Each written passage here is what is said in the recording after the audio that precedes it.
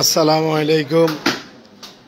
প্রতিদিনের মতো আজকেও আমাদের বন্যার্ত মানুষের জন্য প্রায় 3000 মানুষের একটি আয়োজন করা হয়।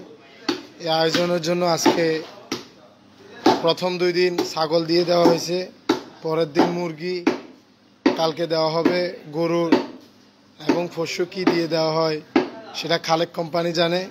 প্রত্যেক দিন খালেক কোম্পানির পক্ষ থেকে আমাদের এখানে 3000 মানুষের একটি খাওয়ার আয়োজন করা হয়। বন্যার্ত মানুষ যারা আশ্রয়ে থাকে তাদের আশ্রয় কেন্দ্রে গিয়ে গিয়ে আমাদের পোলাপাইন যে পৌঁছায় দেয়। সবাই স্বেচ্ছায় কাজ করতেছে। আমাদের সেলিম ভাই প্রত্যেক দিন, সেলিম ভাই আশ্রয় কেন্দ্রের মানুষের জন্য, বন্যার্ত মানুষের জন্য